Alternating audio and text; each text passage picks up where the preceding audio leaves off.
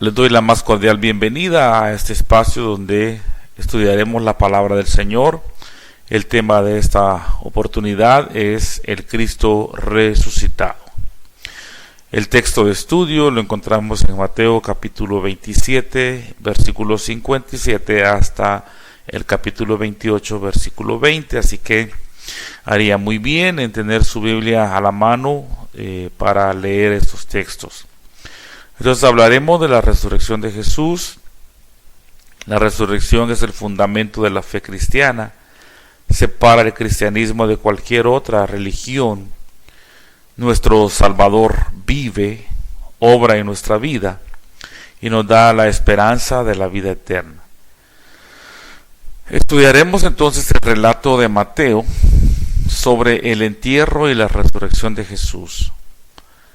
Al enseñar acerca de la resurrección a los creyentes de Corinto, el apóstol Pablo señala la importancia de la muerte y resurrección de Cristo, ya que sin la resurrección las escrituras serían una falsedad en vez de la verdad. Sin la resurrección, aquellos que proclamaron el Evangelio de Jesús, cuyo fundamento es esta acción, serían testigos falsos, y aquellos que han creído su mensaje aún estarían perdidos en sus pecados. Además, los creyentes vivirían con una falsa esperanza, y los que padecen persecución serían por una promesa vacía. No es de extrañar que el apóstol haya declarado: si en esta vida solamente esperamos en Cristo, somos los más dignos de conmiseración de todos los hombres. Sin embargo, su grito triunfal es: Cristo ha resucitado, primicias de los que durmieron ha sido hecha. Entonces vamos a considerar el texto de Mateo capítulo 27, versículos 57 al 61. La palabra del Señor dice de la manera siguiente: Cuando llegó la noche, un hombre rico llamado de Arimatea, que se llamaba José, y que también había sido discípulo de Jesús, fue a hablar con Pilato para pedirle el cuerpo de Jesús, y Pilato ordenó que se lo entregaran. José tomó el cuerpo, lo envolvió en una sábana limpia y lo puso en su sepulcro que había sido cavado en una peña, después de haber rodado una gran piedra a la entrada del sepulcro. Se fue. Gloria al Señor. Y el versículo 61 dice de la manera siguiente: María Magdalena y la otra María se quedaron sentadas delante del sepulcro. Bueno, este es un pasaje bastante conocido por nosotros, y vamos a considerar la sepultura de Cristo y cómo Él fue puesto en un sepulcro nuevo. Entonces, la proximidad del día de reposo permitió que todas las honras fúnebres que se le daban a los muertos, y en este caso el cuerpo de Jesús, no se pudiera hacer con todo el cuidado y la determinación que ellos habrían querido. ¿Verdad? José de Arimatea hizo lo que pudo en aquella circunstancia. Este discípulo fue donde Pilato, dice el texto, a pedir el cuerpo de Jesús para darle sepultura. La costumbre de aquella época era envolver el cuerpo muerto en una sábana de lino con una mezcla de especias aromáticas.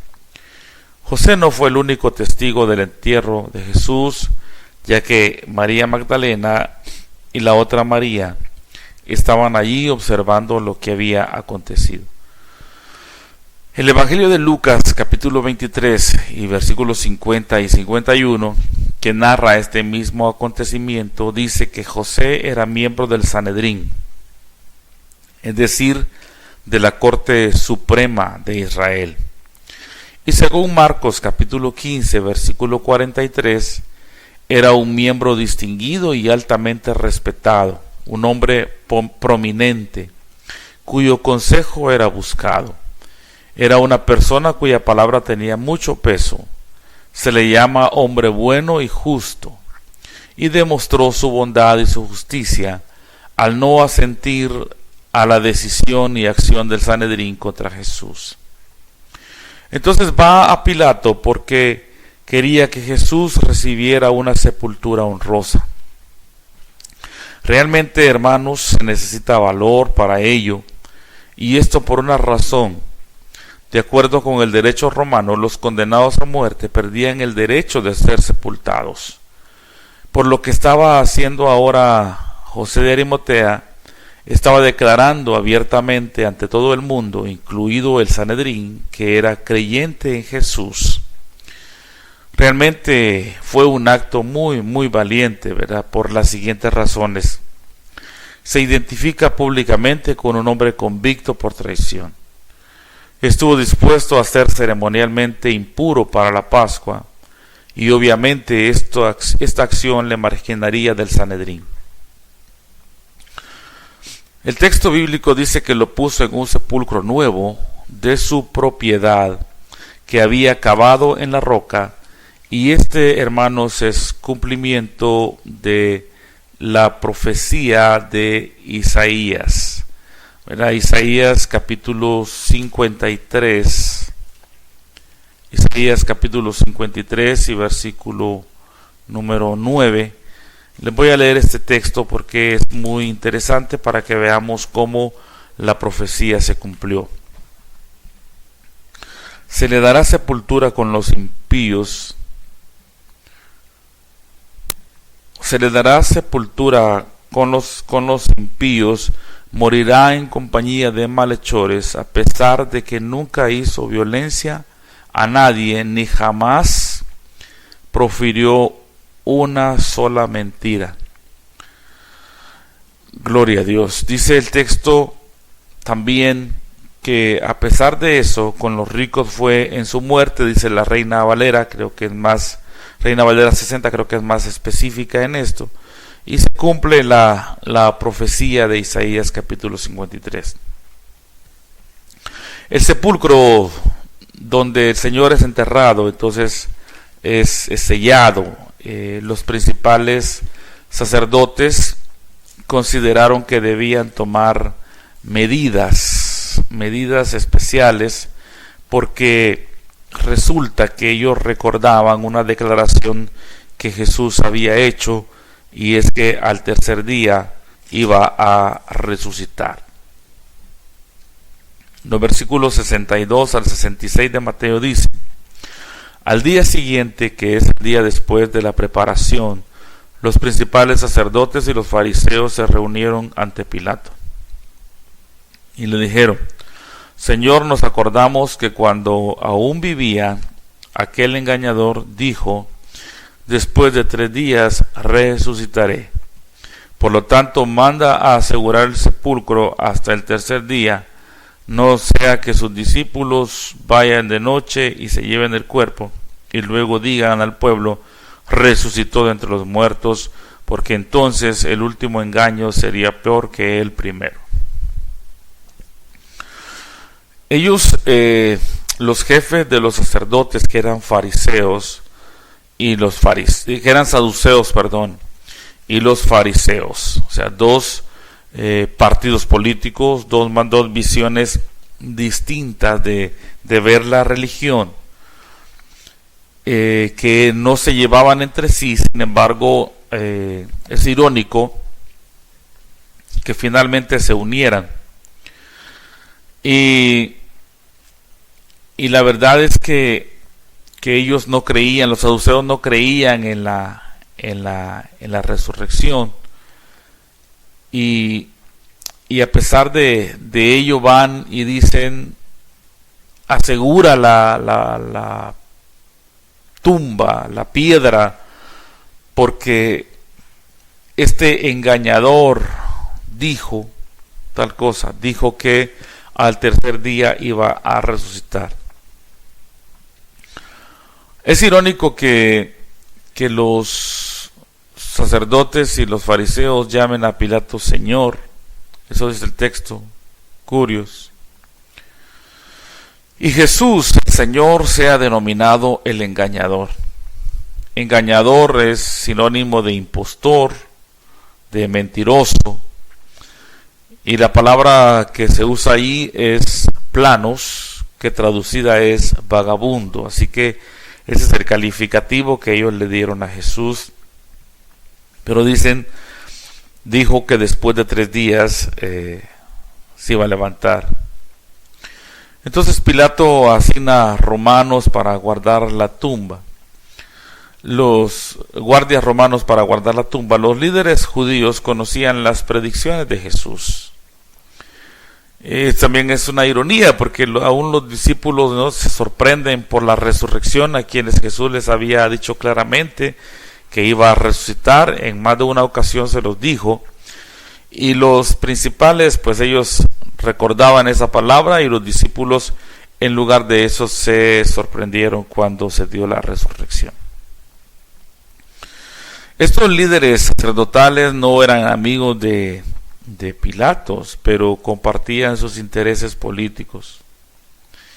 ¿Verdad? La gente para el mal fácilmente se une, hermanos. Querían asegurarse los líderes de que la tumba estuviese sellada y resguardada, y así lo hicieron. Cerraron el sepulcro con una piedra y la sellaron. O sea, se refiere a un sello oficial, ¿verdad?, el cual hacían con cera y se ponía alrededor de la piedra y lo unían con la pared, y luego ahí se hacía la impresión del sello oficial romano, y de manera que nadie podía romper ese sello o profanar esa tumba sin consecuencias legales. Pero la resurrección se produce. El capítulo 28, versículos 1 al 7, dice: cuando pasó el día de reposo, al amanecer del primer día de la semana, María Magdalena y la otra María fueron a visitar el sepulcro. De pronto hubo un gran terremoto, porque un ángel del Señor descendió del cielo, removió la piedra y se sentó sobre ella. Su aspecto era el de un relámpago y sus vestidos eran blancos como la nieve. Y ahí, si usted quiere, puede seguir leyendo hasta el versículo número 7. Las mujeres oyen esta noticia porque van muy de mañana. La noticia más emocionante que jamás se haya compartido la recibieron las mujeres.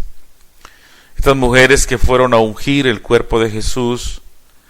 El mejor de todos los días había finalmente comenzado, aunque para ellas al principio era un día de pesar, ¿verdad? Ellas van con la intención de ungir el cuerpo de Cristo para prolongar el tiempo, para evitar por más tiempo la descomposición del cuerpo muerto de Cristo.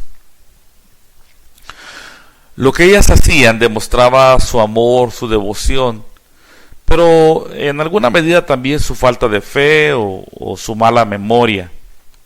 Debieron haber recordado las repetidas ocasiones que Jesús anunció su resurrección, pero no pasó así. Al parecer, las mujeres no habían oído que la tumba había sido sellada y que habían guardias resguardándola. Marcos nos dice que en el camino ellas iban preocupadas por quién les movería la piedra. Marcos y Lucas nos cuentan que de pronto advirtieron que la piedra ya había sido removida. Mateo nos dice que eso sucedió porque se produjo un gran terremoto y que un ángel del cielo se acercó, removió la piedra y se sentó sobre ella. En el versículo número 6 del capítulo 28 dice, las mujeres hablan con el ángel les dice: no está aquí, pues ha resucitado como él dijo. Vengan y vean el lugar donde fue puesto el Señor. Ha resucitado. Creo que la noticia más gloriosa, la noticia más maravillosa que ellas pudieron haber recibido. Ha resucitado, ¿verdad? Lo que implica la aceptación o la aprobación del Padre para con las palabras del Hijo. La resurrección es un testimonio de que su sacrificio fue aprobado, y la ascensión también de Jesús a la diestra del Padre. Y luego el mensaje a las mujeres es: va delante de ustedes a Galilea.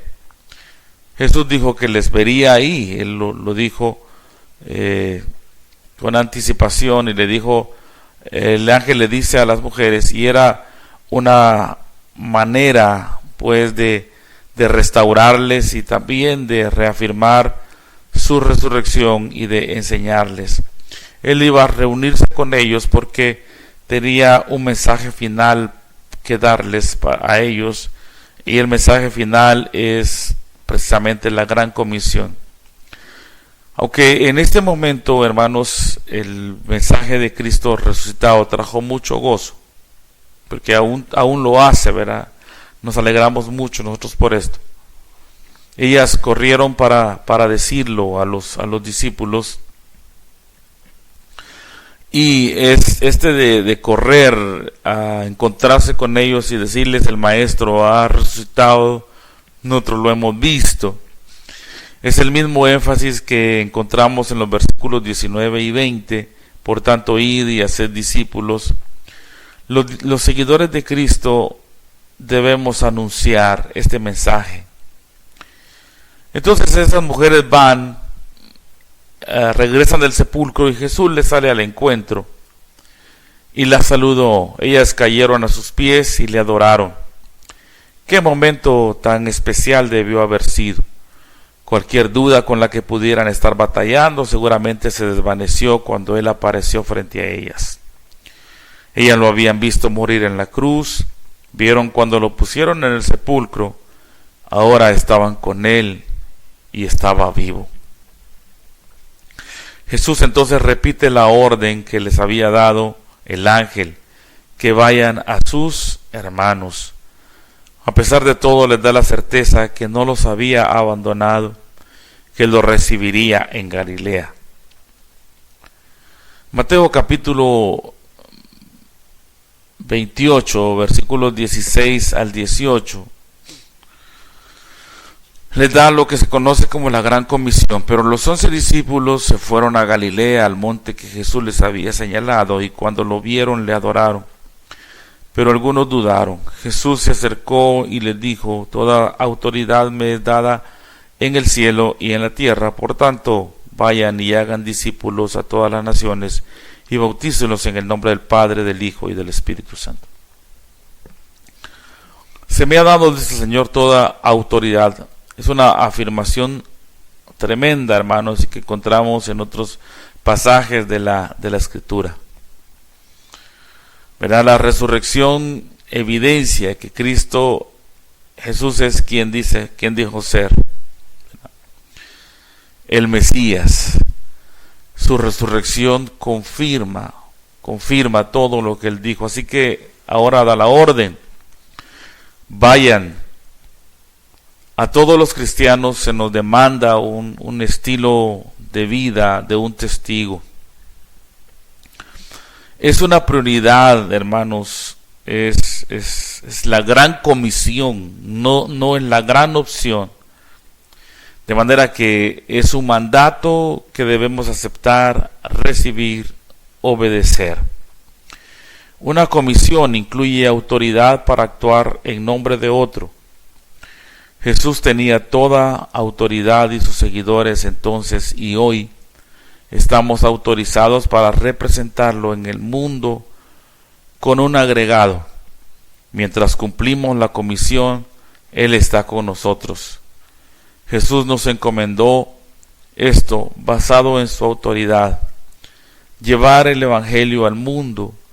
Nuestro papel es ser testigos, proclamar las buenas nuevas del reino de Dios y discipular a los que creyeran en Él debido a este testimonio.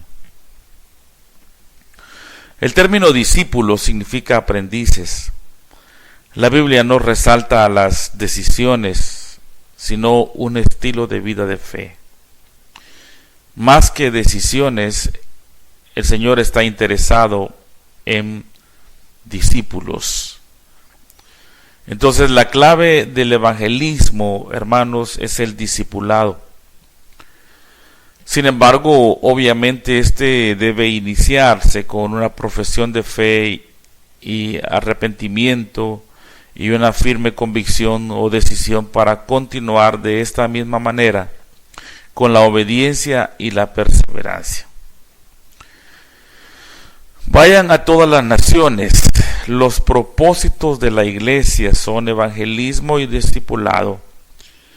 Y es para todos, hermanos, ir a donde podamos en el nombre del Señor, predicar este evangelio glorioso.